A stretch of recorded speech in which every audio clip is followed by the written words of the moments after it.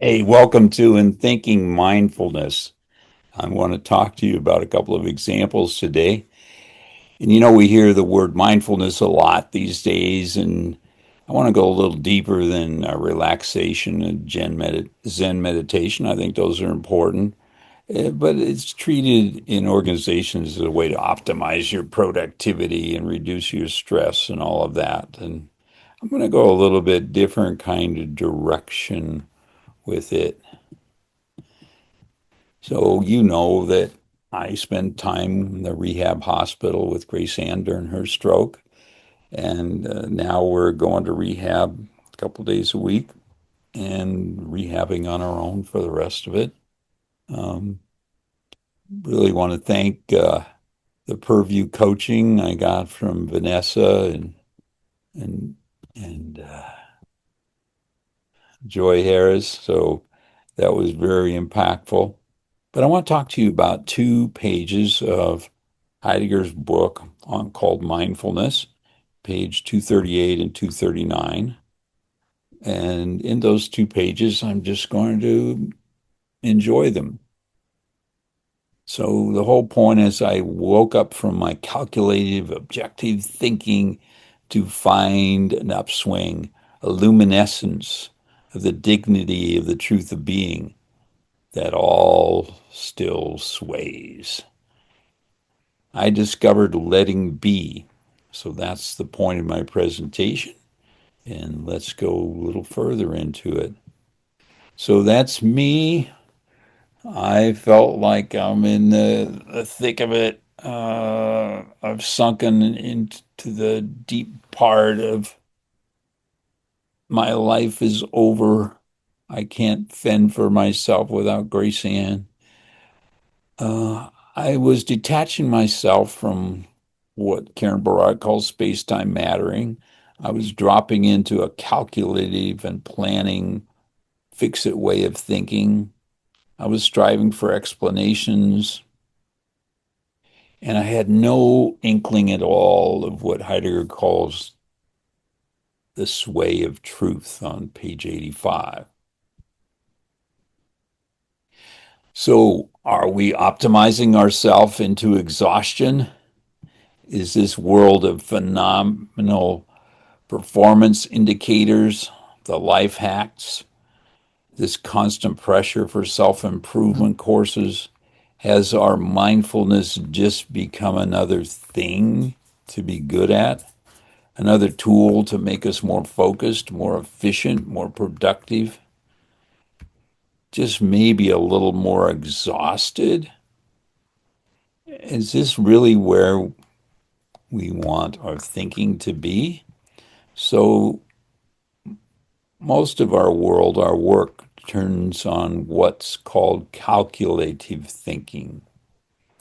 And here we're going to talk about a different kind of thinking.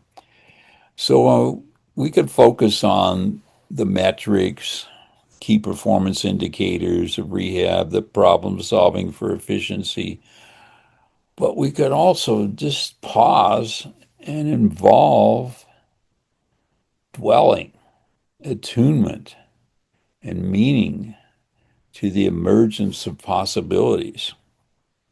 This is what Heidegger calls enTHINKing. And this isn't just about solving, about dwelling. It's a huge shift in making meaning. It's a totally different way of showing up in the world. And that's what I learned staying with Grace Ann at the rehab hospital and day by day and since then. So let's talk about calculative trap, productivity tools of thinking, and let's go beyond it. So, on one side of it, you've got a typical meditation about stress reduction, focusing. You have a solitary meditation. You have present moment awareness. You have calm and efficiency. All well and good.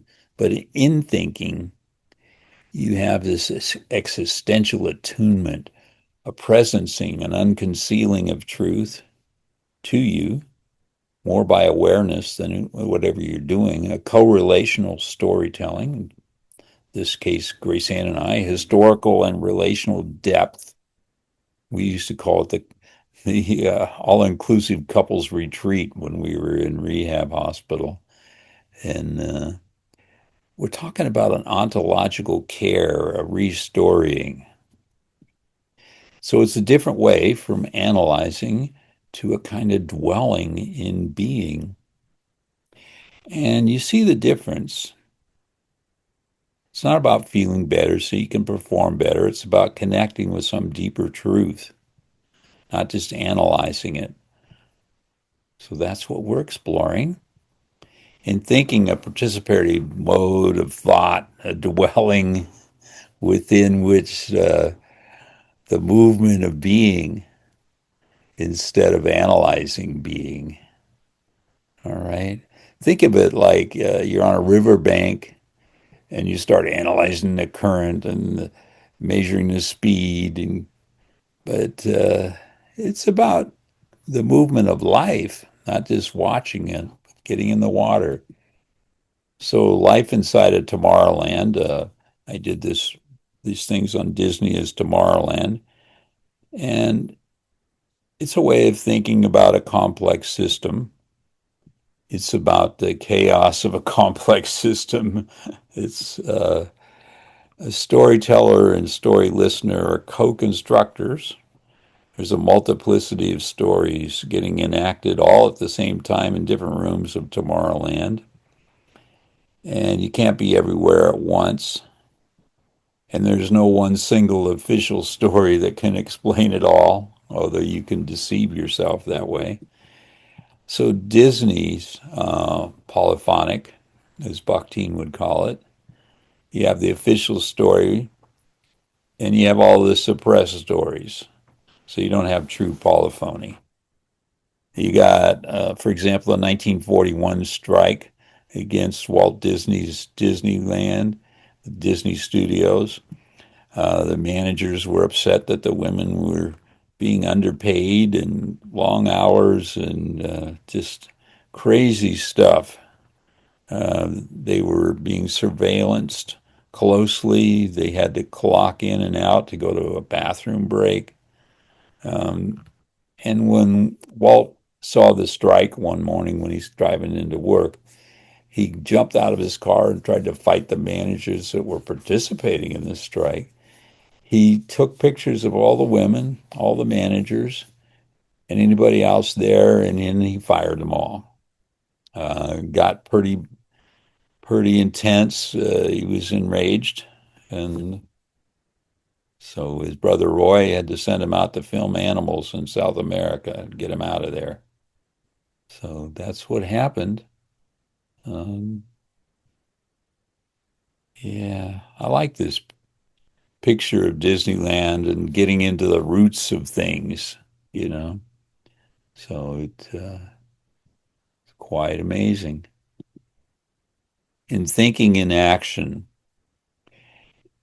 you at GrowthOD and Perview helped me to restore my inner conflict and stop seeing it as a tragedy.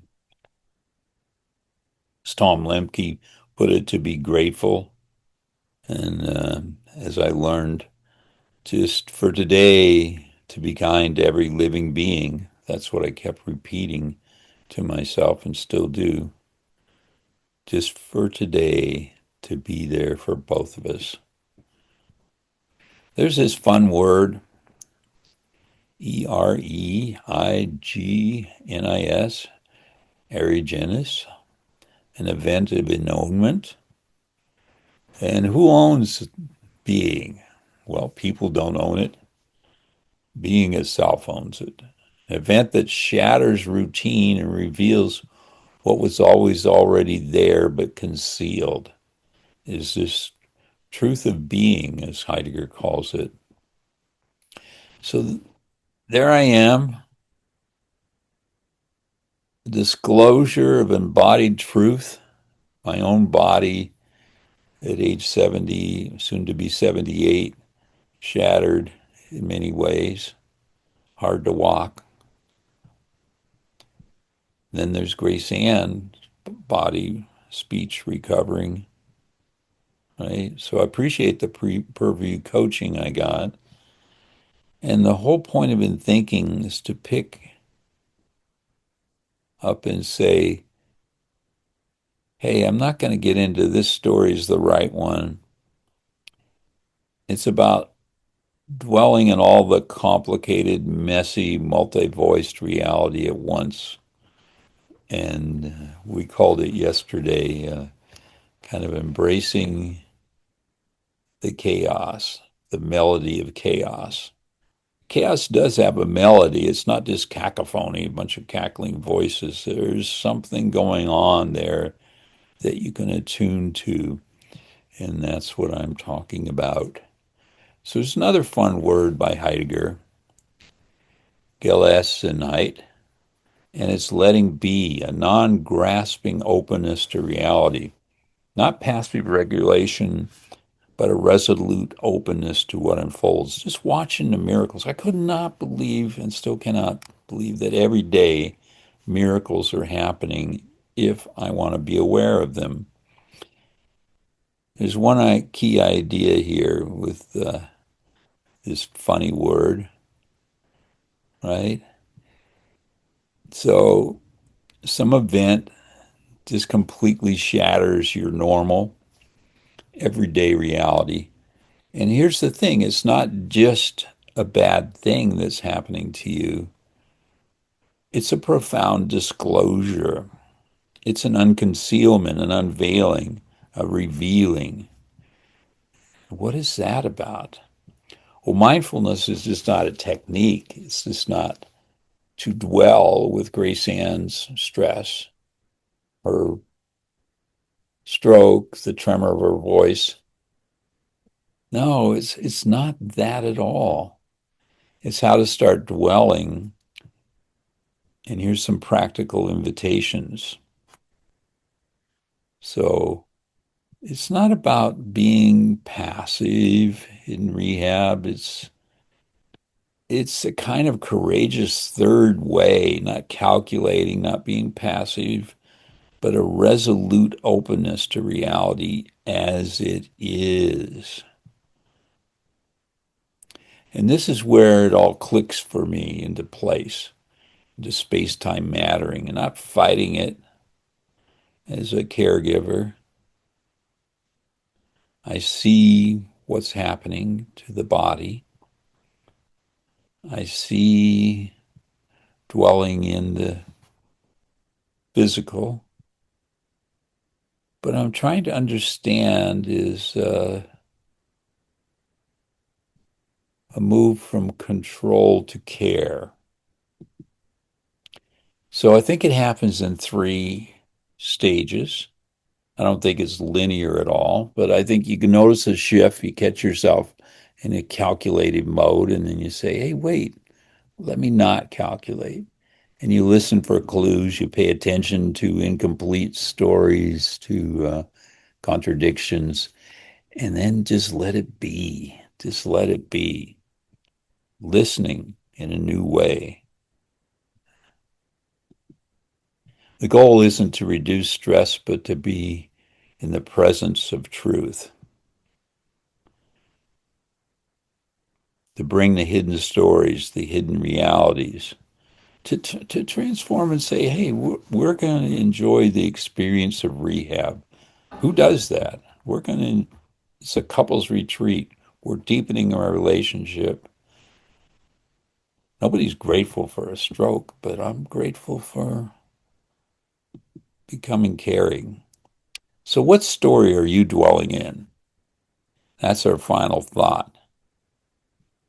How can you be more mindful within thinking instead of calculative thinking? Not withdrawing from the real, but patiently waiting, letting it be, letting it reveal itself. Thank you. Go to growthod.org and click on tools for more about what I call Rehab Tomorrowland tool. Thank you, Joy Harris and Vanessa Rudd. Thank you, everybody at GrowthOD and enTHINK Circle. Appreciate it. I'm really happy.